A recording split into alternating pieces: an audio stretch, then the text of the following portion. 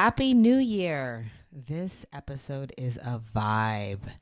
Y'all, it's a vibe. It's a mindfulness, joyfulness, energy vibe. So buckle up. This is not like any episode we've had before, and I think probably different than most of the episodes we'll have this year. So just relax, enjoy, and be ready to meditate because there is a real life meditation just dipped right into the middle of this episode. So enjoy and have a wonderful new year. This is Work It Remote, a community for women working remotely. I'm your host, Erika Bergen, and on this podcast, we get real about remote work and how to make it work for you. Enjoy the episode. Happy 2025. We are in a new year. And for many of us, that signals a new opportunity, a reset. And many of us are searching for new ways of doing things. And some of you may call this a New Year's resolution, but regardless of what you call it, this time of year offers an opportunity to be more intentional about the things that we want in our life. So maybe you want to read more books or work out more or spend more time with your kids or spend more time outdoors. Regardless of what your thing is this year, there is something very simple, but also very sacred that can help you get there. Your breath. It's this thing that we all do every day without ever thinking about it. But did you know that it could also be harnessed into a powerful tool in your life? Well, we're going to explore that today with Lu Singh, the owner of Breathe with Teen. And she is a breathwork coach and intuitive guide. And her website, I love this language, says, let go of old stories and rediscover your magic and natural gifts within through the power of your breath. And she says that breath can help you dissolve stress, regain focus and clarity, and restore and energize you. So, wow, what a way to start the year. Ground ourselves in how we can better use our breath. So, welcome, Christine. Hi, Erica. Thanks so much for having me here. It's so nice to reconnect with you. It really is, especially now when we are having this time in the world where there's so many things going on. And I know the listeners are juggling all of those things plus, right? Plus working remote, plus trying to juggle all of these many demands. And so I really love this idea of your breath, something we all have. We might not all have access to all parts of our bodies or all different types of spaces, but we all can access our breath. And so what is breath work? Like, break Yeah. it down for us. What is it? So breathwork is a bit of an umbrella term, as you can imagine, and there's many different types of breathwork that exist. There's breathwork that supports women who are going through labor. There's breathwork that you would do as part of yoga and at the end of like a yoga class. And there's a lot of different breathing techniques. And the one that I specialize and focus on that I found on my own wellness journey that helped me so much is specifically one that's basically the way that I would describe it. It's a form of active guided meditation. And so for anyone who's struggled with trying to meditate, sitting still, and like trying to quiet those thoughts, this breath work is a specific breathing technique that you follow where you breathe in through your belly, you breathe in through your chest, and then you exhale all throughout the mouth. And you're doing this for about 20 to 25 minutes or so, where I act as the guide. There's music that I curate to match the intention of the client that I'm working with. And together, with the client using their breath, it's an incredible and powerful tool to help you release stuck and stagnant emotion. A lot of the times, we as humans repress a lot of our shame, guilt, fear, some of these icky feelings that we don't want to deal with, and we shove them deep down. And especially as women, we hold those in our hips. And so what happens is when you're doing this breath work, you are actively bringing up and helping you release some of this stuck energy.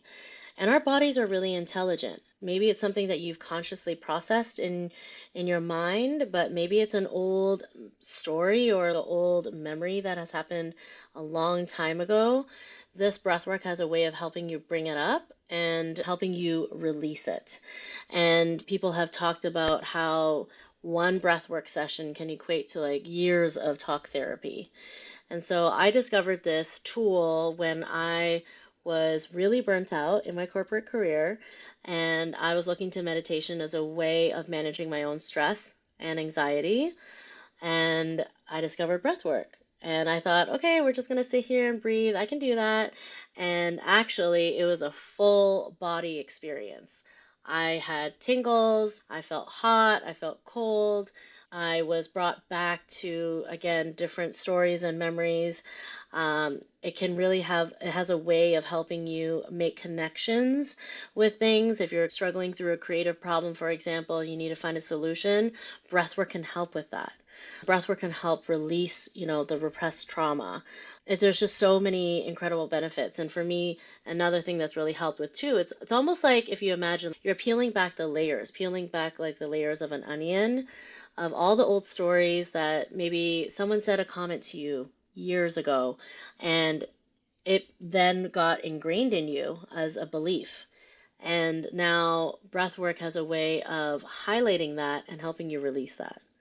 And so it's really helped me come back to my center, come back to my core, help me really understand who I am, and also live a life that is authentic and aligned to me. So is breath work a form of meditation? Yes. It is. Okay. And so are you going into it thinking what you want to get out of it? Or do you go into it like and let it just unfold the way it unfolds? Yeah, beautiful question. It's a little bit of both. And so when I'm working with clients or when I'm doing breathwork myself, it's so important to set the intention of what you might want to release, what you might want to call in. And it can just be as simple as that. I want to release fear. I want to call in love. And that's just an example. It could be anything that you're kind of working through. And the only thing that you really need is your breath and to be open to the experience and see how it will unfold for you. Every breathwork experience, every time I do it, it's different. Um, and depending on who you work with, it's also different. But even clients that I've seen repeatedly and over time, they get a different experience every single time. Mm-hmm. And the way that I see it working is like it's the breath brings up what you're meant to work on in that moment, and it's giving you what you need. Okay. Me think of like for got pricked or something, right? And it kind of hurts. I'm like, okay, breathe into that space and let it childbirth Yes. or something like that. Hmm. So are you sending, I'm really interested in the mechanic. Are you sending your breath to different parts of your body? Yeah, great question. So the way that you're breathing during the breath work is again, you're breathing through your belly and then your chest and then you're exhaling. And so it kind of, the way that it looks, I can just do a quick demo because it might be hard to understand, but it's kind of like,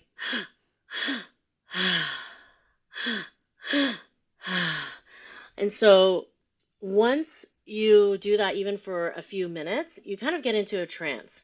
And what ends up happening is, I'm acting as your guide, and I can, again, depending on what's coming up for you, you might feel different parts of your body lighting up.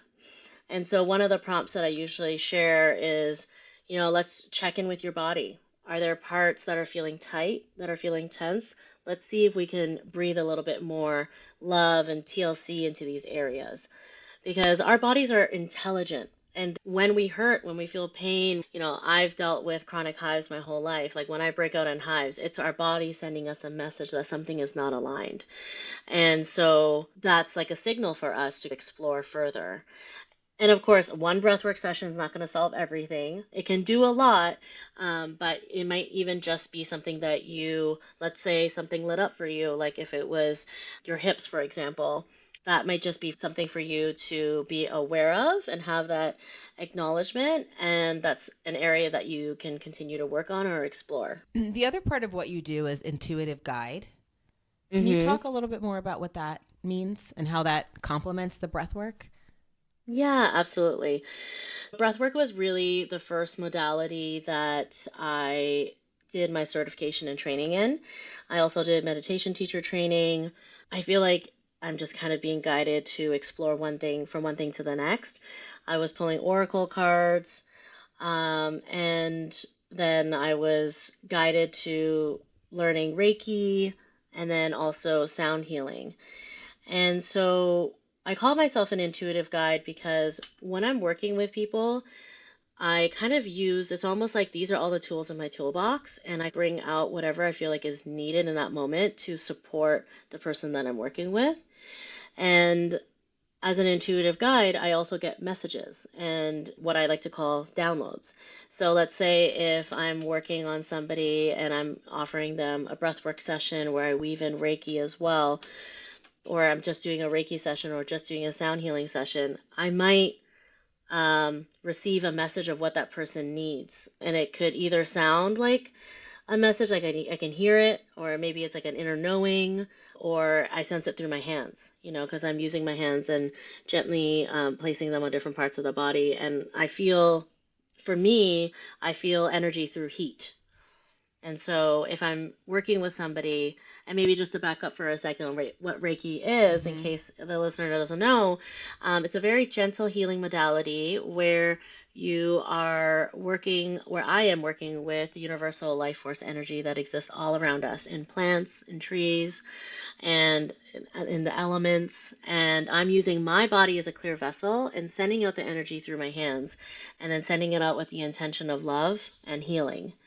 And so while I'm working with someone, this might be like me gently placing my hands on their head, placing my hands on their shoulders, and we work from top to bottom, so from your head to your toes. And as I'm working, I might feel different parts of the body lighting up, and therefore I will spend a little bit more time on that area. Maybe there's some stuck energy there that needs to be addressed. And while I'm working there, I might get like a message or something that then I will pass on to the client. Work with a lot of clients.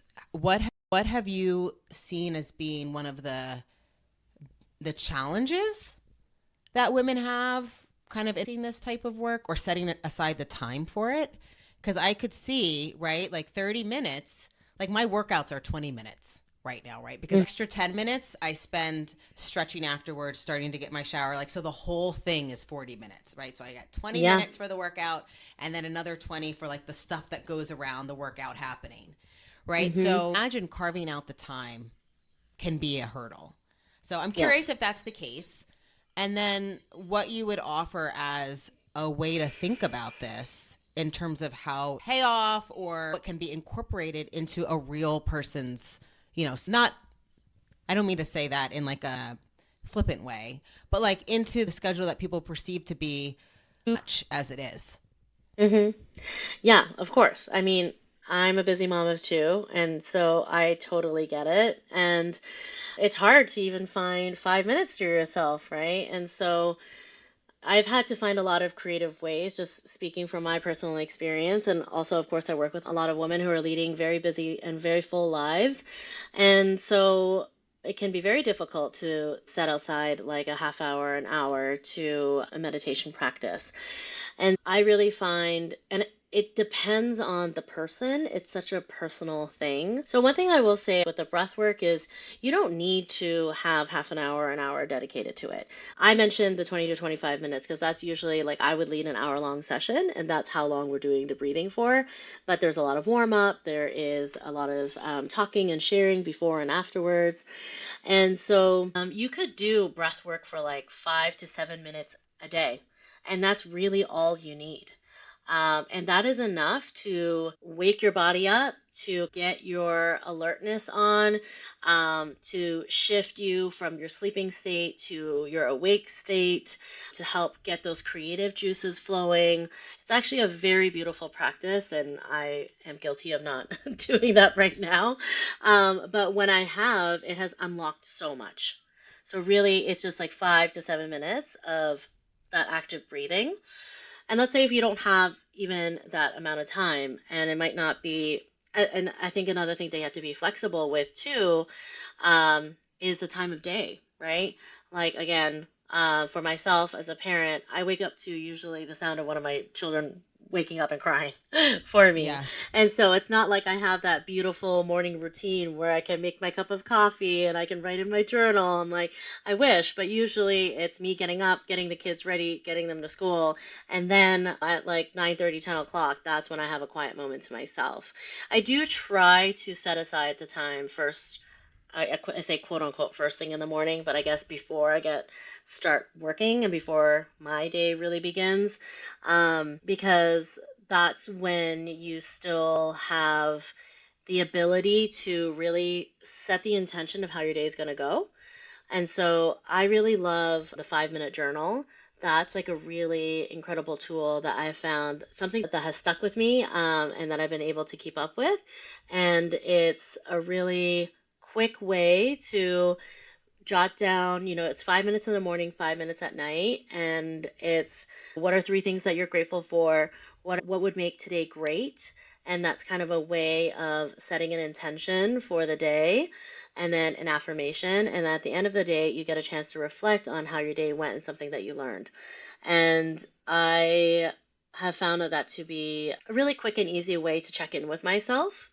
And then as you continue to do something, whether it's this, whether it's going for a walk when you can during the day, whether it's setting aside time to do some meditation, it's the practice of it and the ritual that becomes really important, and the consistency of doing it. Because then the more that you continue to do something, it's almost like this, it sets off like the dopamine receptors for us. And it's how you show up for those rituals, even on those days when you don't want to. It tells your brain that, yes, I can do hard things. Yes, I can do this, even if you're just having a low day where you have really low energy and you're tired, for example. But if you're able to do that, it can help you shift just even how your day is going to go. You brought up that your kids wake you up, because I've struggled with that. I mean, I don't know if it's a struggle. I think it's just a reality of being a mom of two young kids, or of young kids generally. And Mhm. so finding that as being your Mhm. reality, and then not the ritual that you're talking about, incorporating it into your life the way your life is so that it works for you, versus forcing a redesign of your life Mm. Mhm. to fit the prescribed ritual, right? Like the idea of, like, we wake up early and have the coffee and the routine and the this and the that. And that works for some people, and that's great. But for those who it doesn't work for, you're suggesting a way in which breath can still be a part, or you mentioned the 5 minute journal. There can still be a grounding ritual in your life, whatever it is. You Yes. just make it adapt for what your life looks like. Yeah. Exactly. And that reminds me, like, I'd love to share too, just, something that I learned from an energy healer that I was working with. It's another great way to help you kind of recenter throughout your day is when you're doing, a task that, let's say, doesn't require that much brain power. So it might be you at the sink washing some dishes, it might be you brushing your teeth. And in those moments where you are just doing these tasks, you could just take a moment to, whether it's close your eyes or to lower your gaze, and find your feet. And so, usually, let's say if you're standing for those, you find your feet and you just like take a moment, and we can do it even now, and just tune into your body and just take a deep breath. So, breathing in through your belly, then exhaling through the mouth. And if you imagine sending your breath, sending your energy through your feet down into the ground, down through the soil, connecting you. I always like to imagine almost like roots that are growing from the base of my feet, or if I'm sitting in a chair, the base of my spine. And imagining these roots growing down until they reach the core of Mother Earth, and feeling connected to something that is greater than all of us. And that really, and just staying there for a moment in stillness and in silence. And that really helps me reground myself. I think a lot of the times during the day, we are running from one task to the next, and we're living in our logical brains rather than being in our bodies. And the guidance that I always share, and I always have to remind myself, is to come back into your body and lead from that, leading from your intuition and your inner wisdom rather than your thoughts. Mm-hmm. Because our thoughts have the ability, I think we think like it's like 80,000 thoughts a day, and a lot of it is actually useless and not helpful. And so it really helps to cut out that noise and like just will help you lead from your inner compass rather than what you think you should do. Mm-hmm. Well, you have such a relaxing voice. My eyes were closed and I was doing that exercise. Yeah. And it did feel very grounding. Mm, Yeah, and that last point that you just made around being more in tune with ourselves, and it mm, actually makes me think, like, if you got into a breath, like, I started this, let me just backstep. I started mm, this discussion by talking mm, about what your intention is for the year and what that thing is. But mm, I'm going to now contradict myself and say that when you start to do some breath work or whatever exercise it is that connects you to yourself, mm, you might find that that thing that you said was your goal, or whatever the thing you want to do more of, might not actually be the thing that you need to do more of or that you truly want to do more of once you start mm, to connect with yourself, right? That might be the thing mm, you think you're supposed to do more of. mm, So I don't know what you think about that, but I feel like the more I connect with myself, the more mm. awareness I have about what I really want and need. And then has really changed after I've gotten more in touch with that thing, those things. Yes, Mm-hmm. yes, absolutely. I love that you brought that up and that there's such a distinction between what you really want versus, and that what I mean by that is like your heart's truest desires outside of others' expectations of you and what you feel like you should be doing. And it's all of these tools that help you get closer to yourself. And so I always say that my work is really guiding people back home to themselves and helping them rediscover their magic, their intuition, the tools that they already have within. I think so often we just get distracted, right, Mm-hmm. by what we're told we should be striving after. But really what really matters to you at your core. And so, I mean, one exercise that I love to lead around this time is helping you figure out what it is, what's your word for the year, what your intention is for the year. And I do a lot of like vision boarding workshops and things like that. And I did one where recently, last year, where I incorporated a sound healing to help you like envision your higher self and what does he or she look like. And then we spent some time with that. And then after that, following that guided meditation with sound healing, we then moved into doing like an intuitive collage. So the difference between the intuitive art collage versus the vision boarding is whereas the vision boarding you're like I have a goal in my mind, let's say it's I want to buy a house or like I want to move into a house or something like that.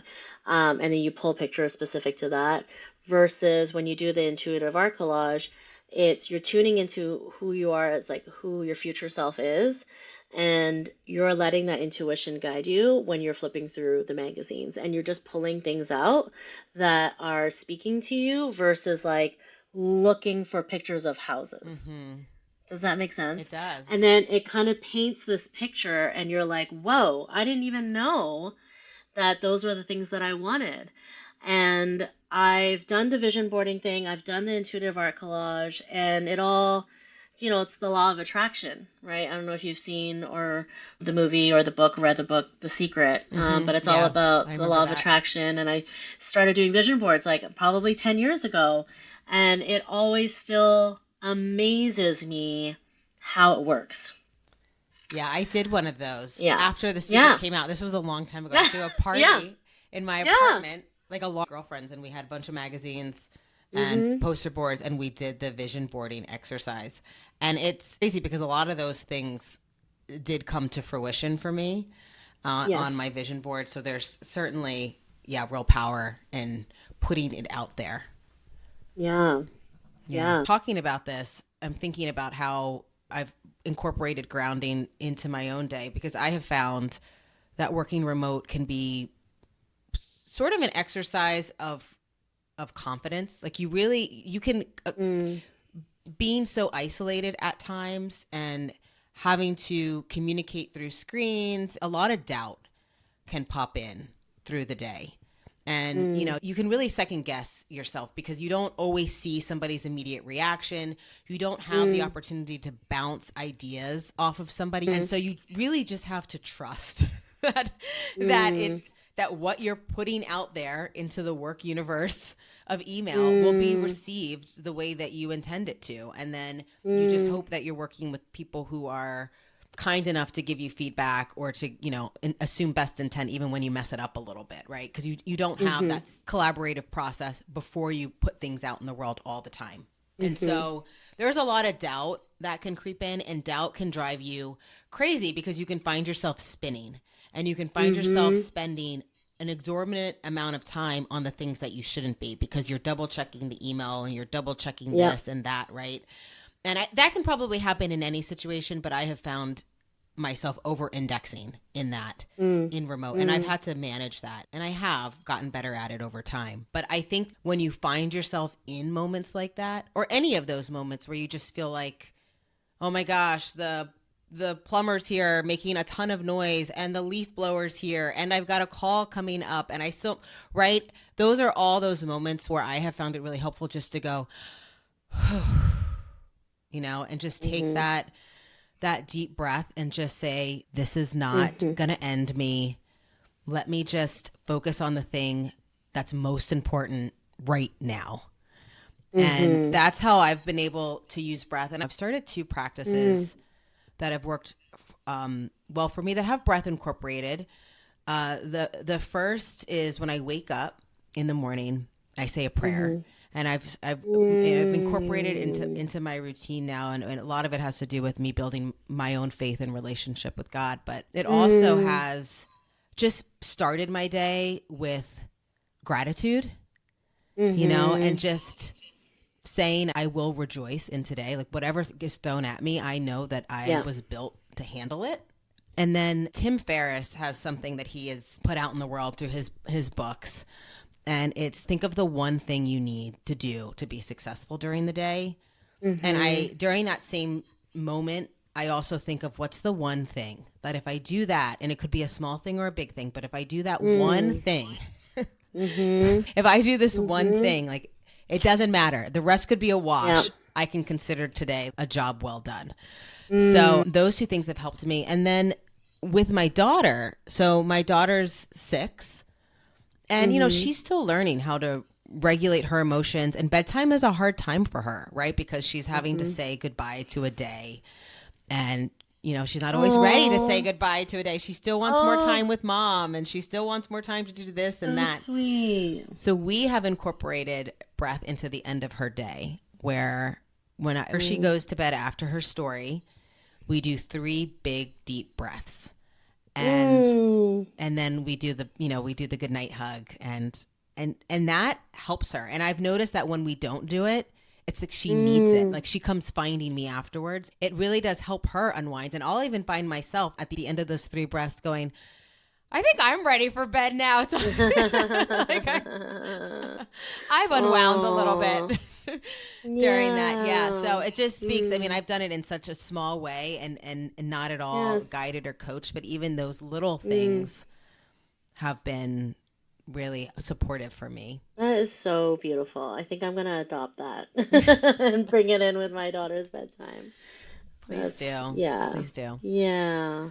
So, That's so sweet. I think, yeah, I think just the one thing I will say to that is just, I think a lot of the times, like, again, we're running from one thing to the next. I think that's just the way, um, we were brought up in this society where doing more, being more productive, and achieving more has always been like the goal to strive after. And it's like, actually, what if we move slowly? What if we move with intention? What if we move with purpose? What if we slow down and tune into what it is that we actually really want and cut out all that noise by using our breath to be able to get to those nuggets of inner wisdom to mm-hmm. help guide us, rather than striving for more. Because if you play that game, there's never enough. You're always going to be wanting more. So I just love a lot of the things that we talked about today, which are like the bringing in the gratitude practice for what we have right now. One thing that I'm actively working on is like really just embracing the journey and embracing the process and not focusing on the destination, but finding joy, Mm-hmm. and as we're moving through, I think it's just as we get older, as we like, adulting becomes more and more serious. Oh, yeah. And I wrote this down. I joined a, by the way, I love what you said about, having your girlfriends over to do the vision boarding together, because yes, that's so fun. And anyone can do that, it's so easy. And so I had a dinner last night, and we were talking about, and it was with a bunch of like other female creatives who actually all work remote because we're all doing our own businesses. And we were, manifesting what we want in 2025. And for me, something that came up was just to have fun and to be a kid again. At the first front, you might think, okay, that might not lead to success, but actually, bringing in joy and being a kid again can, help you just embrace the goodness that life has, Mm-hmm. so that we're not always pining for that end outcome of having more and achieving more. Yeah, there's, the idea of striving for just more and more and more and more and more and productivity. And, Mm-hmm. you and I have talked about this, right? This idea of, well, then you just got to wake up earlier. And I see these posts on social media of people like in the dark, and they're saying the best thing I started doing was waking up at 4:30 in the morning. And I'm like, who are these people? I mean, I'm sure they're out there and I'm sure they're listening, so don't be offended, but that's not me. Like, I do not by choice wake up at Yeah. 4:30 in the morning. Whatever works for you, but this idea that that's Yeah. the key to success is just cramming more in to the point where you're now not sleeping. What you're suggesting, this idea of how do I prioritize and really find the wisdom in how I spend my time, is Mm-hmm. probably something that's healthier for us, Mm-hmm. right? And something that would be, for some of us anyway, easier to incorporate than the idea. Like, I've been trying to wake up earlier for years. It's just never, like, my kids still wake me up half the time. And, like, this has been a failing mission to wake up earlier. I'm just not a morning person, I'm like a night owl. So I think like the pushback on that is needed right now in this high productivity culture. Mm-hmm. And I have said this many times that I am fighting for my joy every day. Mm. And there Mm. was we're laughing because there's like an emoji that popped up on the screen that I don't know how is happening. The AI is listening or something, but I'm having to do it less now that I'm out of that postpartum, because my youngest is now almost 2. Mm-hmm. But I have had to. There's just so many demands that there's just such a routine to all of it that it can start to feel like I'm an autopilot, and it's like I don't just want to have to do this. I want to enjoy Mm. it. One of the things I'll say too is a lot of people who do, or at least who have done the breath work with me, one of the things that we do during the duration of the breath work is I invite people to use their voices to release the energy. And so that might be like primal screaming, that might be crying, and that might also be laughing as well. And it's so fun. I actually feel like joy is my superpower. It's been hard to kind of access lately.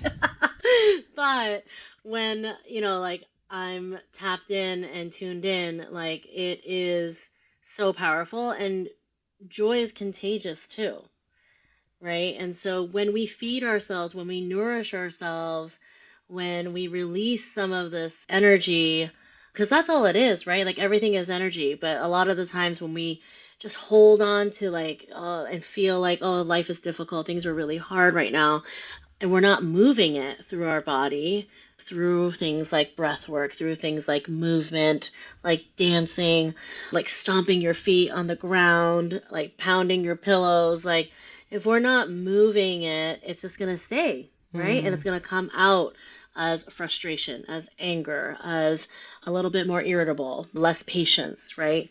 Finding things to connect back to your joy is also really, really important part of that process. So I'm imagining, if someone is like working remote and at home, like what are those little things that bring you joy? Is it that cute little mug that just makes you smile? Is it like having really fuzzy, warm slippers that you wear that keep your feet cozy? Is it going outside and having your coffee on your deck? Whatever it might be, but I feel like this wants to be said as well, is just like finding those moments of joy that you can bring into your day. Because I think a lot of the times we can just get so laser focused on the work that has to get done and the never ending to do list. Yeah. Well, that's a great note to end on. Breathe and enjoy.